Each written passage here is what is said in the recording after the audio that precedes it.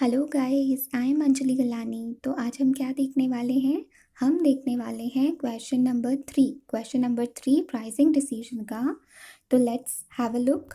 तो यहाँ लिखा हुआ है R S T limited is a specialist in manufacture of sports goods. ठीक है, R S T limited company है, वो क्या करती है? मैन्युफैक्चर करती है स्पोर्ट्स गुड्स। ओके, आगे दिया गया है they manufacture croquet mallets but purchases the wooden balls, iron arches, stakes required to complete the croquet set। ठीक है, अब इसका मतलब क्या होता है? देखो, उन्होंने क्या कहा है कि ये स्पोर्ट्स गुड्स बनाते हैं। तो ये क्रॉकेट मैलेट्स जो है ना, ये क्या है?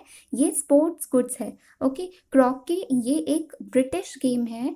तो वो जो ब्रिटिश गेम है, तो इसको वो क्रॉकी और मैलेट्स जैसे हम प्रोनाउंस करें उसे वो मैले बुलाते हैं। ठीक है, क्रॉकी मैलेट्स। तो ये क्वेश्चन को समझने से पहले हम क्या करेंगे, इस गेम के बारे में मैं आपको थोड़ा बता देती हूँ। इसके जो पार्ट्स है, जैसे wooden ball, iron arches, stakes, ये किसे कहते हैं ये हमें जानना ज़रूरी होगा, तब जाकर ही आपको क्या होगा, क्वेश्चन समझ आएगा। ओके, तो देखो आप ये डायग्राम देखो, जिस तरह से हमारी गल्फ की गेम होती है उसी तरीके से ये क्रॉकी गेम होती है, जिसे हम क्रॉकेट्स भी बुलाते हैं, लेकिन इसका रियल प्रोनाउंसिएशन क्रॉकी मैले है, लेकिन हम उसे क्रॉकेट मैलेट्स भी बुलाते हैं। काफ़ी सारे लोग टी दोनों में भी क्या है, साइलेंट है। ओके, तो अब देखो ये क्या है, ये है हमारा, ये जो आपको हैमर की तरह जो दिख रहा है, ये क्या है हमारा, ये मैले है। जैसे हम मैलेट्स बोल रहे हैं, तो ये क्या है, ये मैले है। और मैले में देखो दो चीज़ें होती है, एक तो इसको क्या कहेंगे, इसको कहेंगे हैंडल। ठीक है, ये जो आपको स्टिक दिख रही है इसको हम कहेंगे हैंडल, और ये क्या होती है, ये होता है हेड। ठीक है, जो जहाँ से आप स्ट्राइक करते हो, बॉल को स्ट्राइक करोगे, इसको कहते हैं हेड। तो ये जो मैले है, मैले में दो पार्ट्स आते हैं, एक तो हेड पार्ट, दूसरा हैंडल वाला पार्ट। ओके, उसके बाद क्या आता है, ये है हमारे वुडन बॉल्स। ये वुडन बॉल्स है, और ये क्या है, ये है आयरन आर्चेस। ठीक है, आयरन आर्चेस, और ये है हमारे स्टेक्स। स्टेक्स यानी कि जैसे आपको क्रिकेट में स्टंप्स होते हैं, बाउंड्री के लिए हम ये स्टेक्स यूज़ करते हैं। ओके, तो ये हमारे 4 पार्ट्स होते हैं, जैसे कि मैले में 2 पार्ट्स हुए। ये है हेड, और ये क्या है, पकड़ने के लिए हैंडल, और ये क्या है, आयरन आर्चेस, ये है वुडन बॉल्स, और ये क्या है, स्टेक्स है। ओके, अब ये आपको गेम देखो किस तरीके से खेली जाती है। देखो यहाँ पर ये वुडन बॉल्स है, ये जो मैले है, इसका जो हेड वाला पॉइंट होता है, वहाँ से हम क्या करते हैं, बॉल को स्ट्राइक करते हैं, और वो जितनी भी आयरन आर्चेस से आपके वो पास होगा, उतने आपको क्या होता है, स्कोर्स आपको मिलते हैं। जितने आयरन आर्चेस से ज़्यादा वो पास होगा, उतने ज़्यादा हम स्कोर्स हमें मिलते हैं। और ये क्या है हमारा, ये हमारा स्टेक्स है, बाउंड्री पर जो कि लगाया जाता है। ठीक है, नाउ ये मैंने सिर्फ थोड़ा सा आपको क्या दिया, ओवरव्यू दिया, ताकि आपको क्वेश्चन समझ में आए। तो हम अभी अपने क्वेश्चन पर वापस लौटते हैं। तो यहाँ पर लिखा हुआ है दे मैन्युफैक्चर, उन्होंने कहा कि ये क्या मैन्युफैक्चर करते हैं, क्रॉकी मैलेट्स। ठीक है, तो ये क्रॉकेट मैलेट्स जो है, इसका मतलब ये सिर्फ मैलेट्स, हैमर और हैंडल वाला जो मैलेट्स दिखाया मैंने, सिर्फ ये वही मैन्युफैक्चर करते हैं। देखो इन सभी में से क्या मैन्युफैक्चर करते हैं हम, ये वाला आर एस टी लिमिटेड ये क्या करती है, मैन्युफैक्चर करती है। उसके आगे क्या दिया गया है, आगे दिया गया है but purchases the wooden balls, iron arches and stakes required to complete the croquis set। तो देखो ये क्या करते हैं ना, खुद जो मैन्युफैक्चर करते हैं वो है क्रॉकी मैलेट्स, और बाकी ये सारे जो है wooden balls, iron arches, stakes, तो इससे क्या बनता है, ये सारी चीज़ें मिलाकर क्रॉकी सेट बनता है। लेकिन उसमें से आर एस टी लिमिटेड सिर्फ एक ही प्रोडक्ट मैन्युफैक्चर करती है, मैलेट्स, बाकी सारे वो बाहर से खरीदती है, परचेज करती है।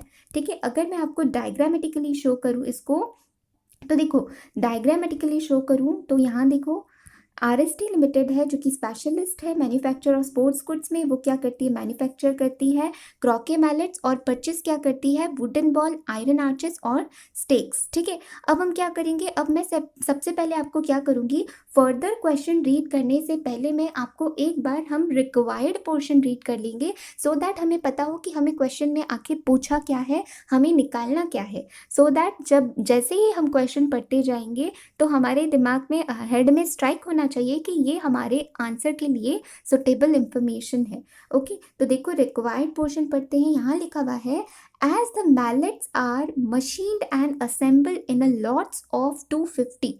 ठीक है, ये जो मैलेट्स हम बनाते हैं, हमने देखा था मैलेट्स हम मैन्युफैक्चर करते हैं, तो ये मैलेट्स को मशीन्ड और असेंबल किया जाता है लॉट में, और एक लॉट जो होता है वो उसमें हमारे टोटल 250 मैलेट्स आते हैं। ठीक है, 1 lot is equals to 250 mallets.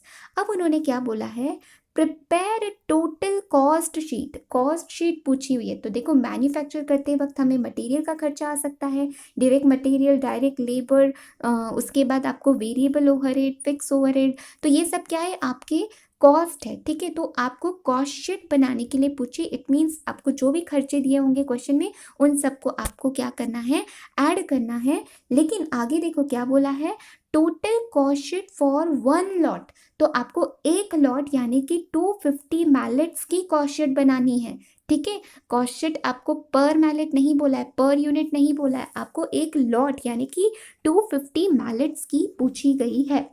After that आगे क्या दिया गया है, and advise the management on selling price to be fixed per mallet in order to ensure a minimum 33.33% margin on selling price. ठीक है, अब उन्होंने क्या बोला है कि आपको सबसे पहले तो आपने टोटल कॉस्ट शीट बनाई, और टोटल कॉस्ट शीट 250 मैलेट्स यानी कि 1 लॉट की बनाई।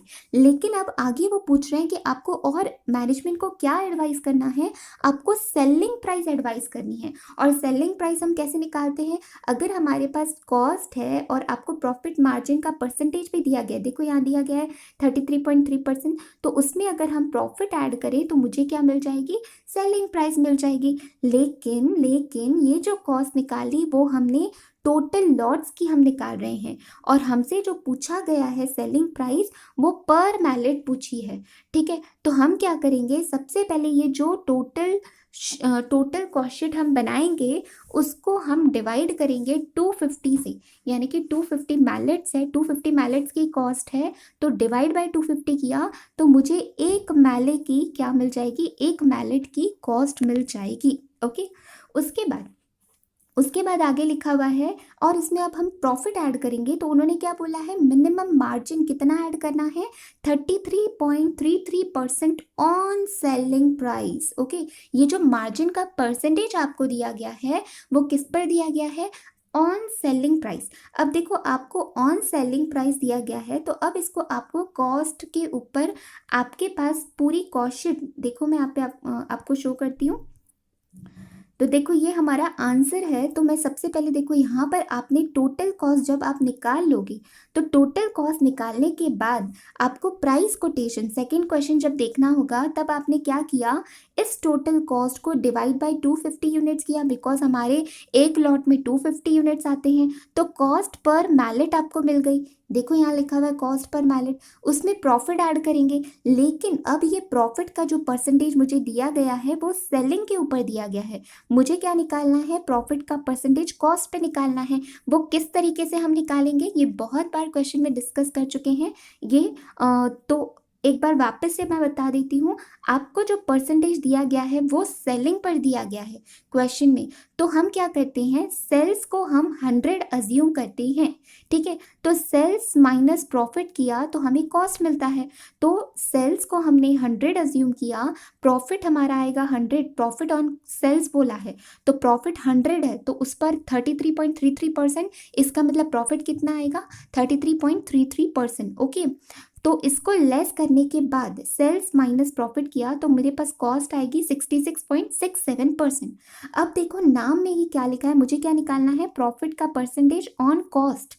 ठीक है, तो ये मेरा प्रॉफिट है, ये मुझे ऑन कॉस्ट निकालना है, तो न्यूमरेटर में मेरा प्रॉफिट आया, ऑन कॉस्ट डिनोमिनेटर में मेरी कॉस्ट आई। ठीक है, ये देखो ये कॉस्ट है ना, ये कॉस्ट, तो डिवीजन में कॉस्ट, तो हमें ये जो 50% मिला, तो ये हमने क्या किया, ये प्रॉफिट देखो 50% ऑन कॉस्ट। तो मेरे पास जो मैंने कॉस्ट निकाली होगी, ये कॉस्ट पर यूनिट, उसमें प्रॉफिट ऐड करूँगी 50%, तो मुझे सेलिंग प्राइस मिल जाएगी। तो ये जस्ट मैंने आपको क्या दिखाया, ओवरव्यू दिखाया कि रिक्वायर्ड पोर्शन में हमसे पूछा क्या गया है। अभी तक हमने क्वेश्चन पढ़ना स्टार्ट नहीं किया। तो देखो जब है ना इतने बड़े साइज के क्वेश्चन आते हैं, देखो आपके पीएम में ही ये 1 पेज का क्वेश्चन है, अगर आप एग्जाम हॉल में एग्जाम पेपर में अगर ये क्वेश्चन आ जाता है तो एटलीस्ट ये 2 पेजेस कवर होगा।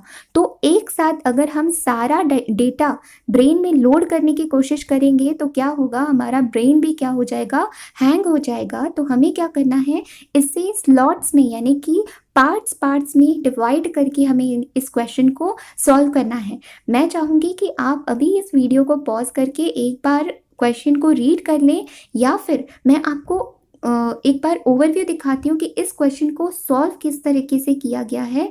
देखो इस क्वेश्चन में मेनली इस क्वेश्चन का जो पार्ट है, तो देखो अगर जब आप पढ़ने जाओगे ना तो इस क्वेश्चन को मैंने डिवाइड किस तरीके से किया हुआ है, ये जो 2 पैरास है वो रिलेट करते हैं डायरेक्ट मटेरियल से। ठीक है, डायरेक्ट मटेरियल से रिलेटेड डेटा दिया गया है, आगे आपको दिया गया है डेटा लेबर से रिलेटेड, ये पूरा पैरा लेबर से रिलेटेड है, और ये आपको कॉस्ट दी गई है वेरिएबल ओवरहेड और फिक्स्ड ओवरहेड। ठीक है, तो ये ओवरहेड से रिलेटेड खर्चा है। तो इन तीनों कॉस्ट को जब आप ऐड करोगे, डायरेक्ट मटेरियल, डायरेक्ट लेबर और ओवरहेड्स, ठीक है, उसमें फिक्स्ड ओवरहेड भी आएंगे और वेरिएबल ओवरहेड भी आएंगे, तो इन तीनों को टोटल करने पर हमें क्या मिल जाएगी, हमारी टोटल कॉस्ट मिल जाएगी। लेकिन ये कॉस्ट हमें 250 मैलेट्स यानी कि एक लॉट 250 मैलेट्स के लिए निकालनी है। ओके, तो अब हम एग्जाम में सॉल्व करते वक्त क्या करेंगे, सबसे पहले ये जो पार्ट हमने रीड किया, अगर यही सेम क्वेश्चन आता है तो इमीडिएट आपने क्या करना है, ये पहले 2 पैराज हमने जैसे रीड किए, आपको वर्किंग्स बनाते जाना है। ये डायरेक्ट मटेरियल के लिए हम स्टडी करेंगे तो डायरेक्टली मैं अब आपको वर्किंग सिखाते जाऊंगी। पूरा क्वेश्चन मैं रीड फिलहाल नहीं कर रही हूँ, मैं पार्ट्स में क्वेश्चन रीड करूंगी और आपको एक्सप्लेन भी करती जाऊंगी। ओके, तो हम आते हैं हमारे क्वेश्चन पर। तो सबसे पहले अब देखो क्या दिया गया है, mallets consist of head and handles. अभी अभी जस्ट हमने देखा था मैलेट्स, हमें ये कंपनी क्या मैन्युफैक्चर करती है, मैलेट्स, और मैलेट्स में 2 पोर्शन होते हैं। तो नीचे वाला जो हेड का पोर्शन होता है उसे हेड बोलते हैं, और ये जो हैंडल होता है उसे हैंडल। तो ये 2 पार्ट्स कंसिस्ट करते हैं मैलेट्स में। आगे दिया गया है, हैंडल्स यूजेस 2.5 बोर्ड फिट पर हैंडल एट ₹50 पर बोर्ड फुट। ठीक है, तो इन्होंने बोला है कि एक हैंडल बनाने के लिए आपको कितना लगता है, 2.5 बोर्ड फिट लगता है। ठीक है, 2.5 बोर्ड फिट लगता है, और उसकी कॉस्ट क्या है, ₹50 पर बोर्ड फुट। ठीक है, आगे दिया गया है, spoilage loss is negligible for the manufacture of handles and heads frequently splits and create considerable scrap. ठीक है, उन्होंने कहा है कि स्पॉइलेज लॉस जो है, देखो स्पॉइलेज लॉस मतलब क्या, आप ये जब डायरेक्ट मटेरियल मशीन के अंदर डालोगे तो जो आप इनपुट डालने वाले हो वही आपका आउटपुट आएगा, कोई भी चीज़ बीच में स्पॉइल नहीं हो रही है, स्पॉइलेज लॉस, सेल्वेज लॉस कुछ नहीं हो रहा है। आपका डायरेक्टली जितना आप इनपुट डाल रहे हो उतना ही आपका आउटपुट निकलेगा। लेकिन उन्होंने बोला है कि हेड्स, अब हेड्स के बारे में बात कर रहे हैं, ये हैंडल्स के बारे में बात हो रही थी, अब हेड्स के बारे में क्या बोल रहे हैं, frequently splits and create considerable scrap. इसमें क्या होता है, इसमें जितना इनपुट डाला उतना आउटपुट नहीं आएगा, बिकॉज बीच में क्या होता है, स्क्रैप लॉस हो जाता है, हमारा स्पॉइलेज हो जाता है। ठीक है, तो अब आगे दिया गया है हेड। अब यहाँ पर डिटेल हैंडल्स की दी गई थी, अब हेड की बात कर रहे हैं। Head requires 0.40 board fit. यहाँ पर हैंडल आपको 2.5 बोर्ड फिट लग रहा था, यहाँ पर हैंडल में आपको एक हेड बनाने के लिए 0.4 बोर्ड फुट लगता है, और आपको उसकी कॉस्टिंग बताई गई है ₹60 पर बोर्ड फुट। ठीक है, आगे दिया गया है, spoilage normally works out to 20% of completed heads. Spoilage जो है वो स्पॉइलेज बताई गई है, कितनी स्पॉइलेज होता है, 20% ऑफ कंप्लीटेड हेड्स। अब देखो यहाँ पर आपको दिया गया है इनपुट, ये है मेरा आउटपुट। तो आउटपुट मेरा सपोज 1 है, तो मुझे उन्होंने क्या बोला है 20% स्पॉइलेज होता है कंप्लीटेड हेड्स का। तो ये आउटपुट यानी कि कंप्लीटेड हेड 1 है, तो उसका 20% आएगा 0.2। ठीक है, 20% 0.2 आएगा, ये क्या हो रहा है स्पॉइलेज। तो मुझे इनपुट कितना डालना पड़ेगा 1.2 डालना पड़ेगा। तो समझ आया। तो जो मटेरियल की कॉस्ट होती है वो आप इनपुट पर निकालते हो। ठीक है, तो 1.2 मुझे इंसर्ट करना पड़ेगा इनपुट। आगे दिया गया है 4% ऑफ स्पॉइल्ड हेड्स। अब जो आपका स्पॉइलेज निकला उसमें से जो 4% है उसे हम क्या कर रहे हैं, spoiled heads can be salvage and sold as a scrap at ₹10 पर स्पॉइल्ड हेड। तो ये जो आपका हेड आया था, जितना भी स्पॉइलेज आया उसका आप 4% लोगे, और जो 4% की जितनी भी क्वांटिटी आएगी उसको आप कितने में सेल कर रहे हो, आप सेल कर रहे हो ₹10 पर स्पॉइल्ड हेड। ठीक है, अब इतने क्वेश्चन को मैं आपको डायग्रामेटिकली, ये हमारी इंफॉर्मेशन क्या हुई, डायरेक्ट मटेरियल से रिलेटेड इंफॉर्मेशन हुई, तो आपको मैं डायग्रामेटिकली शो करूंगी और साथ ही साथ हम उसको क्या करेंगे, सॉल्व भी करेंगे। ओके, तो देखो हमारे पास क्रॉकेट मैलेट्स में 2 पार्ट्स कंसिस्ट होते हैं, एक तो हेड, दूसरा है हैंडल। और उसमें हमें क्या देखा था, हमने क्वेश्चन रिक्वायर्ड पोर्शन में रीड किया था कि उन्हें हमें जो कॉस्ट निकालनी है वो कितने की निकालनी है, 250 यूनिट्स ऑफ मैलेट्स। एक लॉट में 250 यूनिट्स आते हैं, तो मुझे 250 यूनिट्स मैलेट्स की कॉस्ट निकालनी है। तो अब देखो हर मैलेट में हर एक मैलेट में अगर मुझे 250 मैलेट्स बनाने हैं, तो मुझे ये जो हैंडल्स है वो कितने रिक्वायर्ड होंगे, वो भी 250 लगेंगे। और साथ ही साथ जो हेड्स है, ये हेड वाला पोर्शन है, देखो ये हेड वाला पोर्शन है और ये है हैंडल वाला। ओके, तो हेड भी मुझे कितने लगेंगे 250, और हैंडल्स भी मुझे कितने लगेंगे 250 हैंडल्स लगेंगे। ओके, तो अब देखो, लेकिन अब इसमें ट्विस्ट क्या है, उन्होंने बोला था जो हैंडल्स है, हैंडल्स में तो कोई स्पॉइलेज लॉस नहीं है, जितना आप मशीन में इंसर्ट करोगे उतना ही आउटपुट आने वाला है, कोई स्पॉइलेज नहीं होगा। तो देखो जितना मैंने इनपुट डाला उतना ही मेरा आउटपुट आएगा, बीच में कोई भी लॉस नहीं है। तो इट मीन्स मुझे अगर 250 हैंडल्स चाहिए तो मुझे इनपुट भी कितना डालना पड़ेगा, इनपुट डालना पड़ेगा, यानी कि रॉ मटेरियल जो आप डालोगे वो 250 यूनिट्स का ही डालोगे। ठीक है, और साथ ही साथ यहाँ पर अगर हम हेड्स की बात करें, तो हेड के केस में उन्होंने क्या बोला था, स्पॉइलेज लॉस हो रहा है 20% ऑफ कंप्लीटेड हेड्स। ठीक है, तो यहाँ पर दिया गया है आपको आउटपुट 250 यूनिट्स, और स्पॉइलेज आपका हो रहा है 20% ऑफ कंप्लीटेड यूनिट्स, यानी कि 20% ऑफ 250 जो कि आता है 50 यूनिट्स। तो 50 यूनिट्स स्पॉइलेज हो रहा है, इसका मतलब मैं इंसर्ट करते वक्त मुझे 300 यूनिट्स इंसर्ट करने होंगे। डायरेक्ट मटेरियल मशीन में जब मैं इंसर्ट कर रही हूँ तो 300 यूनिट्स मुझे डालने पड़ेंगे। अलग तरीके से अगर सिंपल वे में अगर समझाऊँ तो देखो हमें मटेरियल कितना रिक्वायर्ड है, हमने देखा कि अगर हमें 250 मैलेट्स की कॉस्ट निकालनी है, 250 मैलेट्स बनाने हैं, तो मुझे हेड्स 250 चाहिए होंगे, हैंडल्स भी 250। लेकिन हेड्स तो चलो ठीक है, लेकिन सॉरी हैंडल्स तो ठीक है, लेकिन हेड्स के बारे में क्या दिया था, स्पॉइलेज दिया गया था। तो उन्होंने देखो क्या बोला है, नंबर ऑफ कंप्लीटेड हेड्स 250 है, उसमें से स्पॉइलेज 20% ऑफ 250 लिया, 20% ऑफ कंप्लीटेड हेड्स लिया, तो 50 आता है। तो टोटल अब मुझे प्रोड्यूस कितने करने पड़ेंगे, 300 करने पड़ेंगे। ये इतना मैं आपको एक्सप्लेन क्यों कर रही हूँ, बिकॉज जब आप डायरेक्ट मटेरियल की कॉस्ट लोगे तो आप हेड्स के केस में, ये जो हमारा हेड है उस केस में आप 250 हेड्स की कॉस्ट नहीं लोगे, आपको 300 की लेनी पड़ेगी। ठीक है, बिकॉज हम जितना मशीन में डाल रहे हैं उतना रॉ मटेरियल आपको उनकी कॉस्टली नहीं है। ओके, तो ये बात ध्यान में रखना। आगे दिया गया है आपको, आगे दिया गया था raw material required per unit, question में दिया गया था 0.40 बोर्ड फिट, और इस केस में बोला था 2.5 बोर्ड फिट। उसके साथ आपको प्राइस बताई गई थी ₹60 पर बोर्ड फिट, और यहाँ पर बताई थी ₹50 पर बोर्ड फिट। ओके, तो देखो ये 3 इंफॉर्मेशन के थ्रू हमारा क्या हो गया, रॉ मटेरियल का डेटा निकल सकता है। कैसे करेंगे, सबसे पहले तो हैंडल्स की बात करते हैं।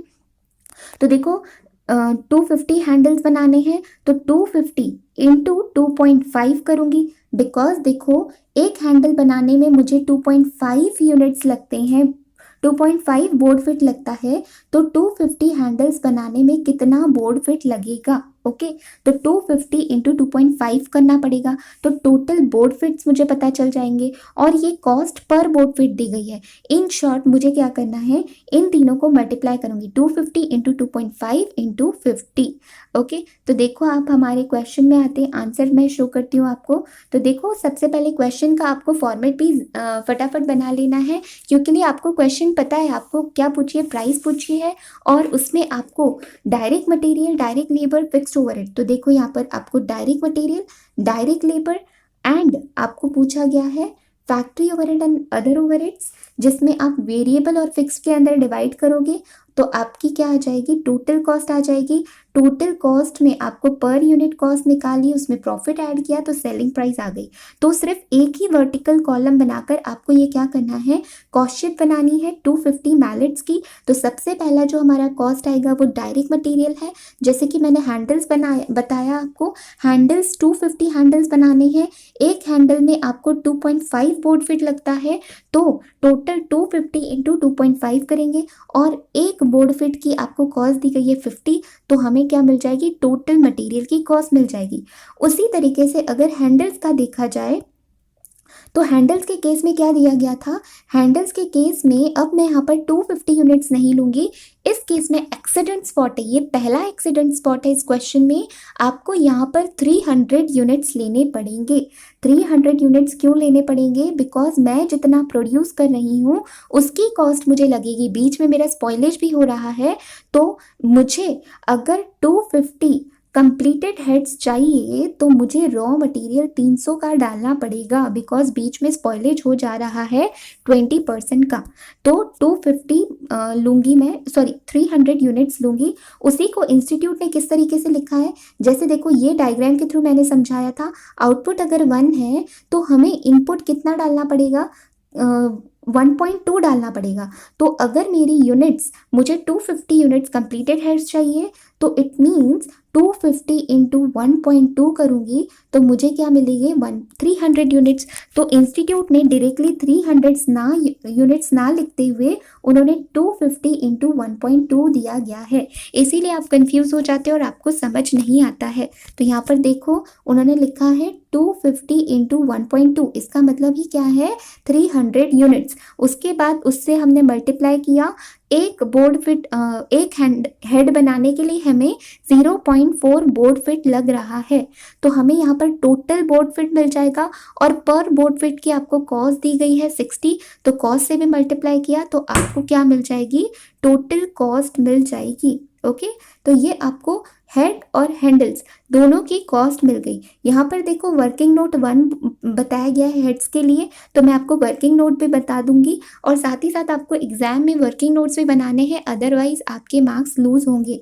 ओके, तो since 20% of completed heads are spoiled, 20% spoil हो रहा है, तो output of a 1 unit requires input of 1.2, तो इनपुट 1.2 होगा तो हमें आउटपुट क्या मिलेगा, 1 मिलेगा। ओके, तो इनपुट क्या बोला है, 1.2, 1.2 कैसे आया, 1 प्लस 0.20, 0.20 क्या है, स्पॉइलेज है।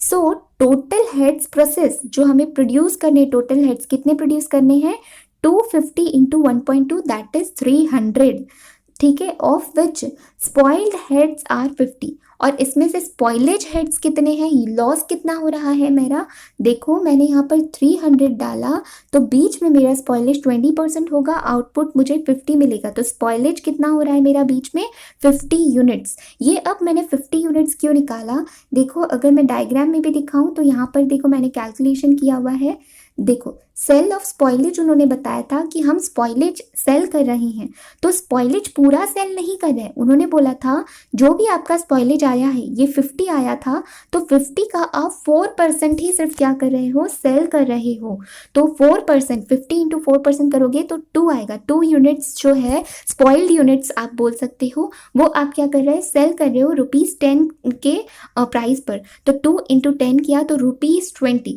अब ये ₹20 आप इसको इनकम नहीं बोल सकते हो। जो स्क्रैप से हमारे पास पैसा आ रहा है वो हमारे लिए इनकम नहीं होती, उसको हम क्या बोल सकते हैं, reduction in a cost. Reduction in a cost मतलब क्या, देखो यहाँ पर आपको डायरेक्ट मटेरियल से हेड्स और हैंडल्स, ये आपको टोटल कॉस्ट दी गई थी, लेकिन हेड्स का कुछ पार्ट स्क्रैप आया था, स्क्रैप से हमें हमारे पास कुछ रिकवरी हुई है, तो ये हम क्या बोलेंगे, इसकी वजह से स्क्रैप से हमें जो पैसा मिला उसकी वजह से क्या हुआ है, हमारी कॉस्ट थोड़ी सी रिड्यूस हो गई है।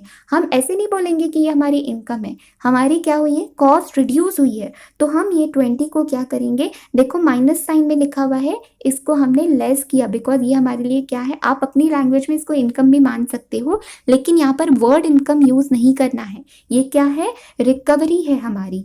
तो 50 का आपने क्या किया, 4% लिया, इतना ही आप 4%, 50 ये क्या है, हमारे स्पॉइल्ड यूनिट्स है, उसका 4% लिया और कितने प्राइस पर हमने उसको सेल आउट किया है, ₹10 पर। ओके, तो ये मेरा वर्किंग नोट हो गया डायरेक्ट मटेरियल का। अब स्टार्ट होता है डायरेक्ट लेबर, ठीक है, डायरेक्ट लेबर से रिलेटेड।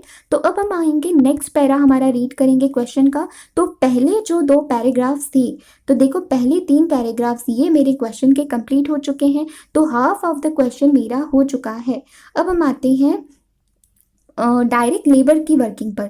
तो देखो ये वाला जो पैरा है वो पूरा डेडिकेट होता है डायरेक्ट लेबर को। तो डायरेक्ट लेबर के लिए हमें क्या दिया गया है, देखो सबसे पहले तो इमेजिनेशन में लाओ, डायरेक्ट लेबर कॉस्ट मुझे लिखनी होती है तो मैं कैसे लिखती हूँ, मुझे चाहिए रहता है hours required to complete 250 units, ठीक है, 250 यूनिट्स के लिए मुझे कितने आवर्स लगे। देखो डायरेक्ट लेबर कॉस्ट अगर मुझे निकालनी है तो hours required to produce 250 mallets, 250 mallets मुझे प्रोड्यूस करने के लिए, बिकॉज ये कॉस्ट शीट में कितने मैलेट्स की बना रही हूँ, एक लॉट यानी कि 250 मैलेट्स, तो मुझे ये टोटल 250 मैलेट्स बनाने के लिए कितने आवर्स लगे हैं, जितने आवर्स लगे होंगे उन आवर्स को मैं मल्टीप्लाई करूंगी रेट पर आवर से, तो मुझे क्या मिल जाएगा, डायरेक्ट लेबर आवर मिल जाएगा। ओके, तो अब जैसे ही मैं क्वेश्चन पैराग्राफ रीड करूंगी तो मेरे ब्रेन में रहना चाहिए कि ये 2 चीज़ें मुझे निकालनी है, एक तो आवर्स निकालने हैं, टोटल आवर्स 250 मैलेट्स के, और दूसरा रेट पर आवर निकालना है। तो आते हैं हमारे क्वेश्चन पर। तो क्वेश्चन में लिखा हुआ है, in the department machining and assembling the mallets, 6 man works 8 hours per day for 25 days in a month। उन्होंने कहा है कि इन मैलेट्स को असेंबल और मशीनिंग करने के लिए हमने 6 पर्सन्स को रखा हुआ है, और वो कितना टाइम वर्क करते हैं, 8 आवर्स पर डे, और टोटल मंथ में कितने दिन आते हैं, 25 डेज इन अ मंथ वो क्या करते हैं, वर्क करते हैं।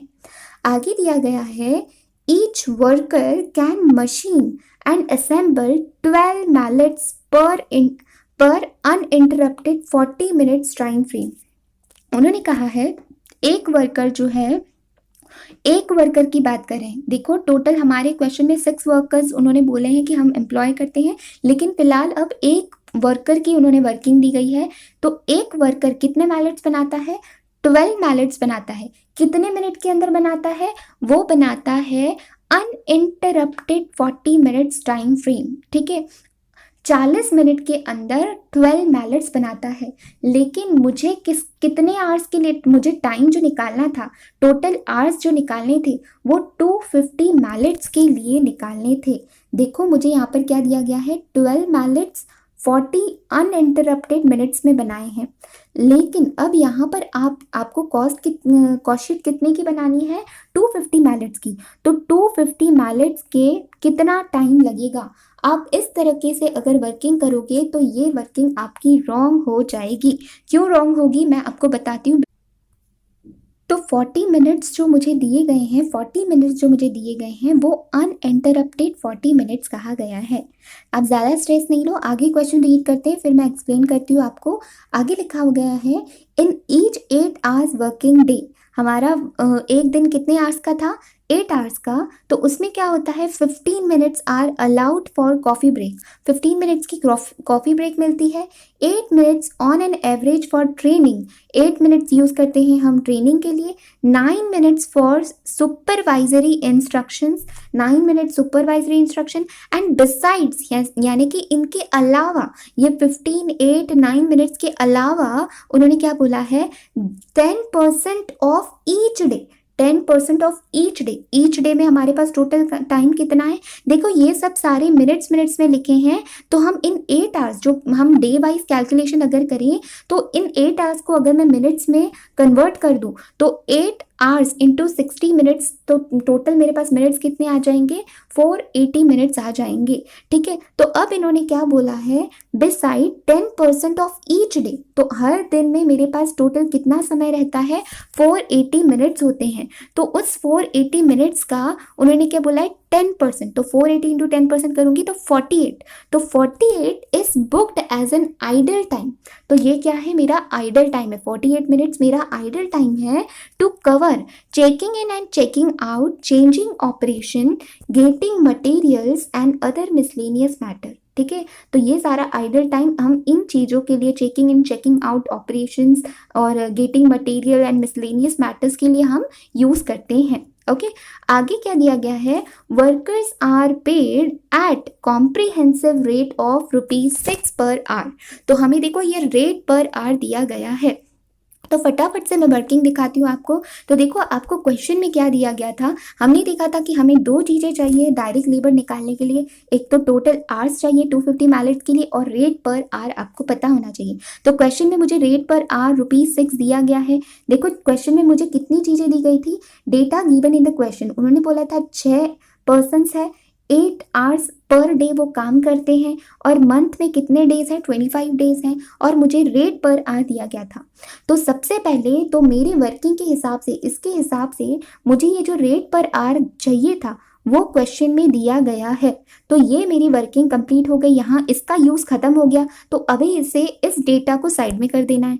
अब बचा ये 3 डेटा, अब इसके थ्रू मुझे निकालना क्या है, मुझे क्वेश्चन में दिया गया था कि एक वर्कर जो है 12 मैलेट्स बनाता है 40 मिनट्स में, 40 अनइंटरप्टेड मिनट्स में। ठीक है, तो मुझे क्या करना पड़ेगा, सबसे पहले मैं क्या करूँगी, मैं इन 6 पर्सन्स इन 25 डेज को इग्नोर करके मैं ये करूँगी कि ये जो मेरे 8 आवर्स हैं, अगर 12 मैलेट्स 40 मिनट्स में बनते हैं तो मैं पहले सबसे पहले 8 आवर्स जो मेरे दिन में पूरे काम करता है वर्कर, उस वर्कर का जो टाइमिंग है उसका प्रोडक्टिव टाइम निकालूंगी, यानी कि इफेक्टिव टाइम। आपने देखा कि आपको कॉफ़ी ब्रेक मिलती थी, वर्कर्स को कॉफ़ी ब्रेक मिलती है, सुपरवाइजरी इंस्ट्रक्शंस, आइडल टाइम, तो ये सब लेस करने के बाद अनइंटरप्टेड यानी कि प्रोडक्टिव यानी कि इफेक्टिव टाइम मेरे पास कितना बचता है, मैं कैलकुलेशन कर रही हूँ एक दिन की। ठीक है, पर डे, तो मुझे 8 आवर्स पर सिर्फ कॉन्सेंट्रेट करना है। फिलहाल लेबर की दिए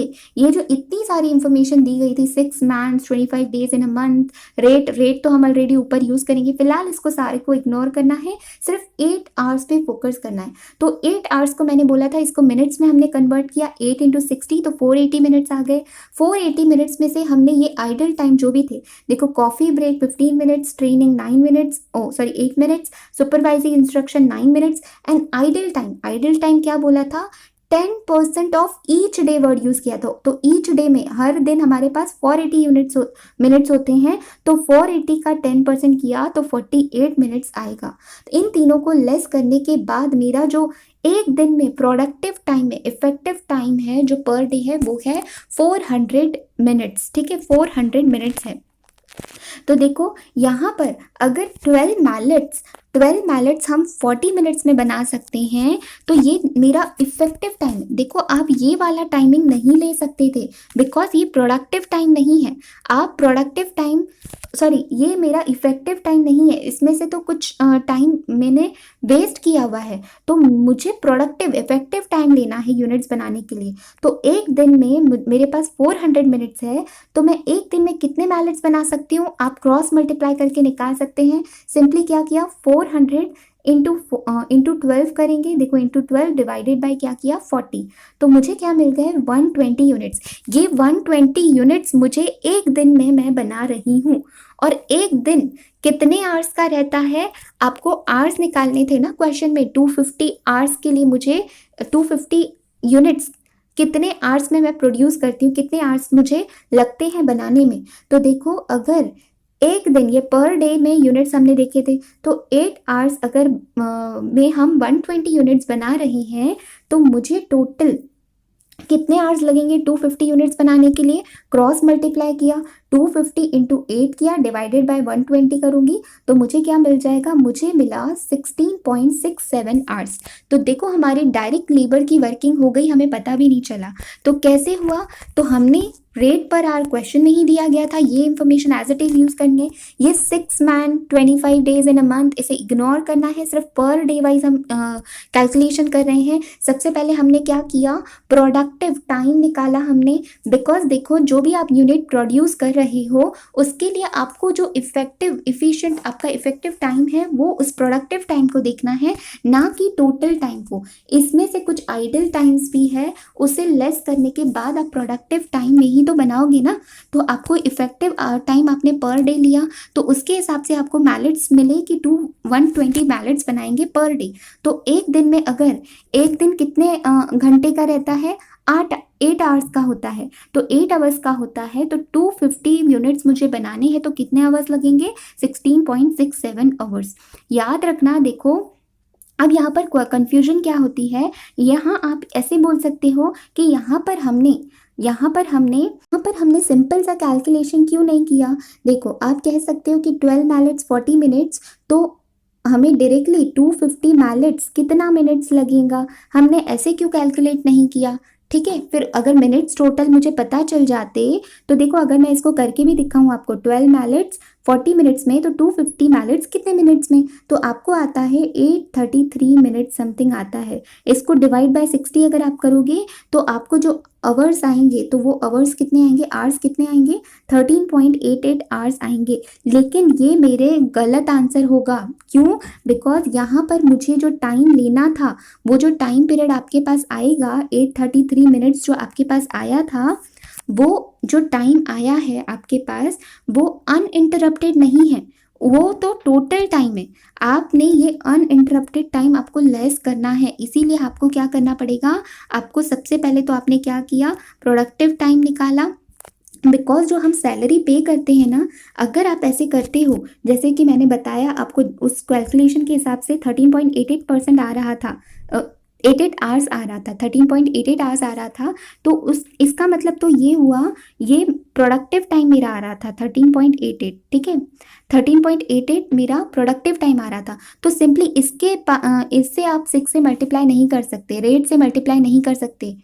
आपको समझ रहा है मैं क्या बोल रही हूँ। देखो मैं आपको वर्किंग शो करके दिखाती हूँ, यहाँ पर लिख कर बताती हूँ आपको।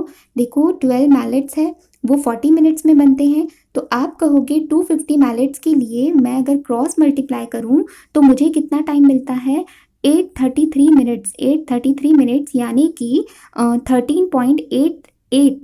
13.88 आवर्स आएंगे। ओके, तो 13.88 आवर्स, आप बोलोगे मुझे ये आवर्स मिल गए, डायरेक्टली हमने इसे रेट से मल्टीप्लाई करके क्यों नहीं निकाला डायरेक्ट लेबर। तो मैं उसी का अब आंसर दे रही हूँ। अगर ये आप 13.88 आवर्स जो आपको यहाँ मिले तो वो आपको अनइंटरप्टेड आवर्स मिले, यानी कि ये प्रोडक्टिव वाला टाइम मिला आपको 13.88 आवर्स। लेकिन आप इस टाइम पीरियड से रेट को मल्टीप्लाई नहीं कर सकते। जो आपको देखो, आप आर्टिकलशिप करते हो तो जो आपको सैलरी मिलती है वो ये वाला टाइम पीरियड कंसिडर करके नहीं मिलती। आप सपोज 1 मंथ के लिए ऑफिस में काम ही नहीं है आपका, ऑफ सीजन है, और आप सिर्फ ऐसा समझो कि पूरे डे में आप सिर्फ 2-3 आवर्स काम करते हो, बाकी पूरा टाइम आइडल बैठे रहते हो। लेकिन आपको जो बॉस है वो तो पूरा पैसा ही पे करते हैं ना, तो आपका वो प्रोडक्टिव टाइम थोड़ी ना देखते हैं, वो तो हमारा क्या देखते हैं, टोटल टाइम देखते हैं कि हमने 8 आवर्स आए, भले ही हम उसमें रिकामे बैठे रहे, 8 आवर्स आइडल बैठे रहे, लेकिन वो हमें टोटल 480 मिनट्स का ही पैसा देंगे। उसी तरीके से वर्कर का आपने यहाँ पर अगर वो क्रॉस मल्टीप्लाई करके टाइम निकालोगे तो वो आपको प्रोडक्टिव टाइम आएगा, ना कि आपके पास टोटल टाइम आएगा। हमें तो क्या चाहिए, टोटल टाइम चाहिए। तो टोटल टाइम आपको इसी तरीके से निकलेगा, 8 आवर्स 120 मिनट्स तो 250 मिनट्स के लिए कितने आवर्स, तो 16.67 आवर्स। आई होप आपको समझ आया होगा। अगर ये वाला जो मैं आपको अभी बोल रही हूँ ये वर्किंग नहीं भी समझ आया तो सिंपली ये जो मैंने यहाँ पर लिखा हुआ है ये भी समझ लिया तो काफ़ी है। ओके, लोगों को डाउट्स आता है इसीलिए मैं इतना सब डिटेल में एक्सप्लेन कर रही हूँ। तो आपको सिंपली अब क्या आ गया, 16.67 आवर्स इंटू 6 करोगे तो मैं आपको दिखा देती हूँ आंसर। तो यहाँ पर देखो आंसर में, ओके सो यहाँ लिखा हुआ है, देखो डायरेक्ट लेबर आपको लिखा हुआ है यहाँ पर 6। देखो ये 6 आवर्स मेरे क्या थे, सॉरी ₹6 मेरा क्या है, रेट है, और मल्टीप्लाई बाय आवर्स करना था। तो आवर्स के लिए हमने क्या देखा, 8 आवर्स में 120 यूनिट्स बनाती हूँ तो 250 यूनिट्स कितने आवर्स में बनाऊंगी।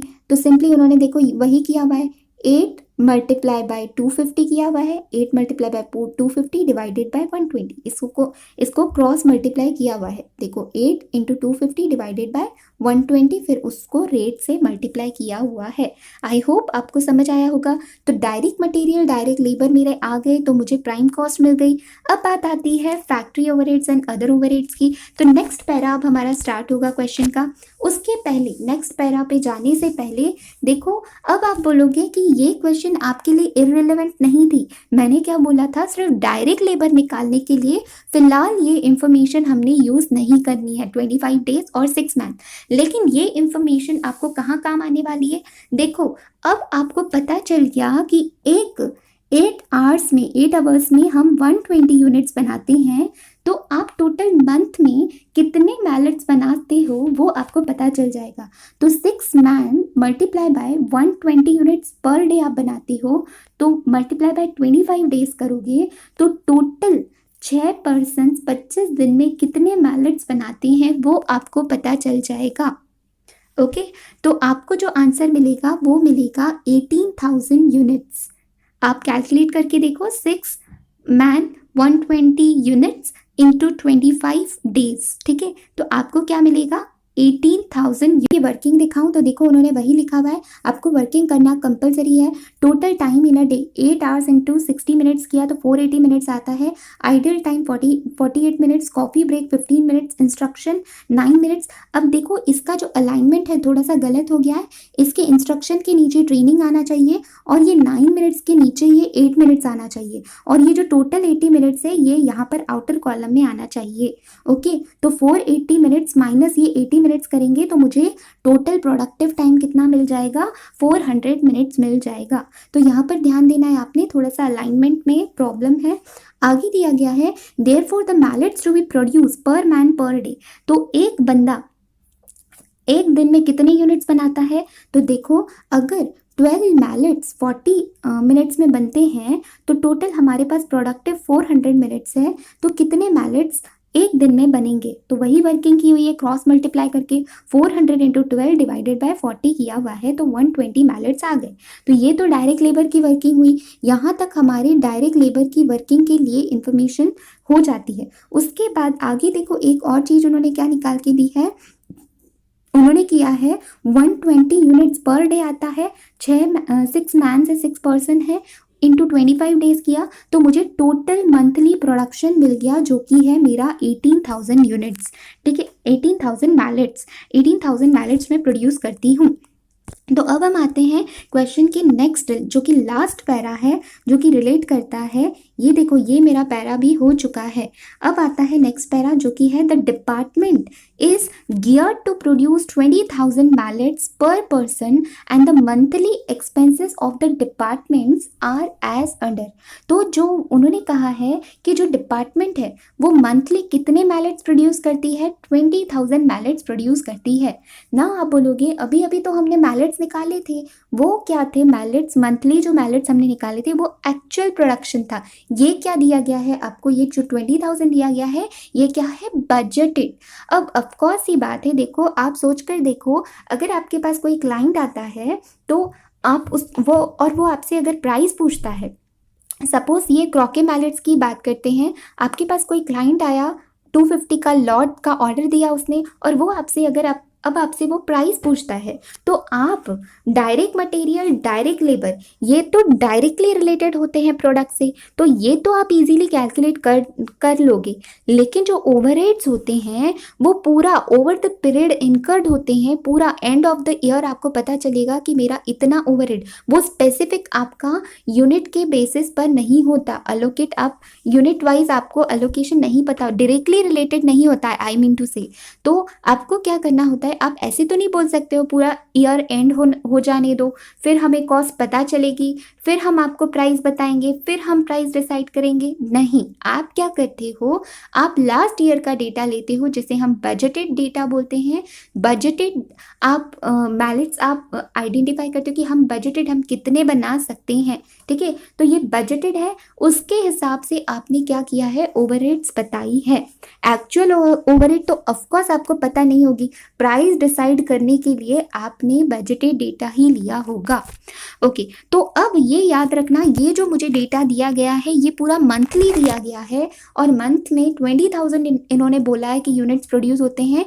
लेकिन लेकिन लेकिन जो मैं कॉस्ट शीट बना रही हूँ वो सिर्फ और सिर्फ 250 मैलेट्स की बना रही हूँ, एक लॉट 250 मैलेट्स का। तो ये जो कॉस्ट दी गई है मुझे एज इट इज़ नहीं लेनी, मुझे इसमें से सिर्फ 250 मैलेट्स की कॉस्ट निकालनी पड़ेगी। तो आगे रीड करती हूँ। अब ये जो कॉस्ट सारी दी गई है, सबसे पहले तो आपको ये आइडेंटिफाई करना है कि इसमें से वेरिएबल कॉस्ट कौन सी है और साथ ही साथ इसमें से फिक्स्ड कॉस्ट कौन सी है, ठीक है।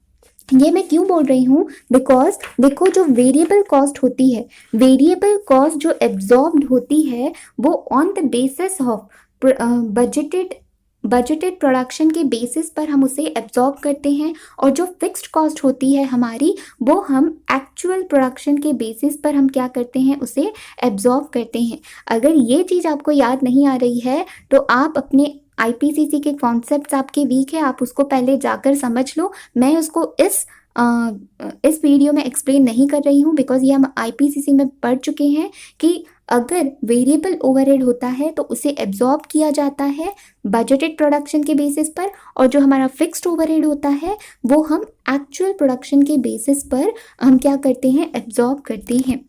आपको नहीं समझ आया होगा तो मैं समझाती हूँ। देखो, सबसे पहले हम क्या करेंगे, ये हमारी कॉस्ट दी गई है, तो इसमें से सबसे पहला जो कॉस्ट दिया गया है finishing and painting of mallets. तो देखो वर्ड्स यूज़ किया है mallets, mallets in the sense ये जो कॉस्ट है ये वैरी करता होगा मैलेट्स के अकॉर्डिंग। जैसे जैसे हमारे मैलेट्स बढ़ेंगे या कम होंगे तो फिनिशिंग और पेंटिंग कॉस्ट भी हमारी कम या ज़्यादा होगी। इट मीन्स ये क्या है, वेरिएबल कॉस्ट है, पर मैलेट बोला हुआ है, तो इट मीन्स क्या है, ये वेरिएबल कॉस्ट है। ओके, आगे दिया गया है lubricating oil for cutting machines, depreciation for cutting machines, repairs and maintenance, power to run the machine, plant manager salary, other overheads allocated to the department. तो देखो ये पर मशीन ये प्रोडक्ट वाइज आप नहीं निकाल पा रहे हो, इट मीन्स ये वेरिएबल नहीं है, ये तो पर मशीन, पर डिपार्टमेंट, पर मैनेजर दी गई है आपको। तो ये क्या है, इन्हें हम फिक्स नेचर का मानेंगे। तो इट मीन्स सिर्फ ये एक ही जो कॉस्ट है वो वेरिएबल नेचर की है, बाकी ये जो रिमेनिंग कॉस्ट है ये क्या है, ये फिक्स नेचर्स की है। तो अगर आप इनकी टोटल करते हो, इन सब की टोटल करते हो तो आपको जो मिलेगी 72,000 आपको क्या मिलेगा, फिक्स्ड कॉस्ट मिलेगी, और वेरिएबल कितनी है, 20,000 है, ठीक है। अगर आपको दिखाऊं तो यहाँ पर उन्होंने वर्किंग नोट 3 में उन्होंने नोट क्या दिया हुआ है, finishing and painting overheads are assumed to be variable for the 20,000 mallets, for the production of 20,000 mallets। देखो उन्होंने बोला है कि हम ये assume कर रहे हैं कि फिनिशिंग और पेंटिंग जो है वो क्या है, वेरिएबल नेचर की है। तो उन्होंने assumption भी साथ में दे दिया so that कोई confusion ना रहे। ओके, तो अब आगे क्या दिया गया है, आगे देखना है हमें, हमारी वर्किंग पर आते हैं। तो देखो यहाँ पर दिया गया है फैक्ट्री एंड अदर ओवरहेड में सबसे पहले तो आपको वेरिएबल और फिक्स्ड में आपने क्या किया, डिवाइड कर दिया। तो देखो इन शॉर्ट है ना, आपको वेरिएबल ओवरहेड रिकवरी रेट आपको निकालते आता है। तो वेरिएबल ओवरहेड रिकवरी रेट में हम क्या करते हैं, न्यूमरेटर में हम ओवरहेड लेते हैं। तो वेरिएबल ओवरहेड मेरा कितना आया था, 20,000 कैसे आया, फिनिशिंग और पेंटिंग कॉस्ट आप देख सकते हो ऊपर टेबल में, और डिनोमिनेटर में हम क्या लेंगे, डिनोमिनेटर में हमें एक्टिविटी रेट लेना पड़ता है। तो यहाँ पर जो एक्टिविटी रेट हम ले रहे हैं वो यूनिट्स ले रहे हैं, तो यहाँ पर जो यूनिट्स लेंगे वो बजटेड यूनिट्स लिए जाएंगे, और बजटेड यूनिट्स क्वेश्चन में दिए गए हैं 20,000। तो इट मीन्स जो ओवरहेड रिकवरी रेट आया वो मेरा ₹1 आया। तो ₹1 ये पर यूनिट आया। तो मुझे ऐसे कॉस्ट शीट 250 यूनिट्स की बनानी थी, तो मल्टीप्लाई बाय 250 किया तो मुझे क्या मिल गई, कॉस्ट 250 मिल गई। ये रही वेरिएबल ओवरहेड की बात। अब बात आती है फिक्स्ड ओवरहेड की। जो फिक्स्ड ओवरहेड होते हैं वो हमने देखा था, फिक्स्ड ओवरहेड टोटल 72,000 आया था। किस तरीके से आया 72,000, ये सब की कॉस्ट आपने टोटल की, इन सब की, ये वेरिएबल को छोड़कर इन सब की टोटल की तो 72,000 आता है। तो 72,000 अब वेरिएबल ओवरहेड रिकवरी रेट जिस तरीके से निकाला उसी तरीके से फिक्स्ड ओवरहेड रिकवरी रेट अगर आप निकालते हो तो न्यूमरेटर में तो आपका फिक्स ओवरहेड आएगा जो कि है 72,000, और डिनोमिनेटर में आपका जो रिकवरी रेट आता है वो एक्चुअल लेते हैं हम लोग, एक्चुअल क्वांटिटी लेनी पड़ेगी, और एक्चुअल यूनिट्स हम निकाल चुके हैं ऑलरेडी जो कि 18,000 था। तो आपको सिंपली क्या करना है, 72,000 डिवाइडेड बाय 80, तो 72,000 डिवाइडेड बाय 18,000 करोगे तो आपको fixed overhead recovery rate per unit मिल जाएगा। और ऐसे मुझे कॉस्ट शीट 250 यूनिट्स की बनानी है, तो मैंने मल्टीप्लाई बाय, आपको 4 आएगा आंसर, तो 4 इंटू 250 करोगे तो 1000 आपका क्या आ गया, फिक्स्ड ओवरहेड कॉस्ट आ गया। तो इन सब की अगर आप टोटल करते हो तो आपको टोटल कॉस्ट मिल गई। फिर हमने क्या देखा था आपसे, सबसे पहले तो फर्स्ट आंसर हमारा आ गया, टोटल कॉस्ट उन्होंने पूछी थी। फिर उन्होंने हमसे क्या पूछा था, प्राइस पूछी थी पर मैलेट। तो उसके लिए पर मैलेट अगर सेलिंग प्राइस पूछी है तो मुझे पहले कॉस्ट भी पर मैलेट कन्वर्ट करनी पड़ेगी। तो ये टोटल 250 की कॉस्ट शीट है, तो इस टोटल कॉस्ट को मैंने डिवाइड बाय 250 किया तो पर मैलेट मुझे कॉस्ट मिल गई। ये ऑलरेडी मैं बता चुकी हूँ, क्वेश्चन में दिया गया था, जो प्रॉफिट दिया गया था 33.33% ऑफ सेल्स बोला था। तो हमें कॉस्ट के ऊपर परसेंटेज निकालना है, तो वो हमने 50% निकाला था। तो ऐड 50% करूँगी, कॉस्ट प्लस प्रॉफिट किया तो मुझे सेल्स प्राइस मिल गई। ओके, तो यहाँ पर हमारा ये वाला क्वेश्चन कंप्लीट होता है। आई होप आपको समझ आया होगा। सिर्फ आपको करना क्या है, क्वेश्चन में एक साथ इंफॉर्मेशन ब्रेन में लोड करने से आपका जो ब्रेन है वो हैंग हो जाएगा, आपका ब्रेन भी CPU की तरह है, वो हैंग हो जाएगा। उससे अच्छा आपने पार्ट्स रीड करके आपका क्वेश्चन सॉल्व करना है। आई होप आपको समझ आया होगा, और अगर आप इसे शेयर करना चाहो तो आप कर सकते हो। Thank you so much.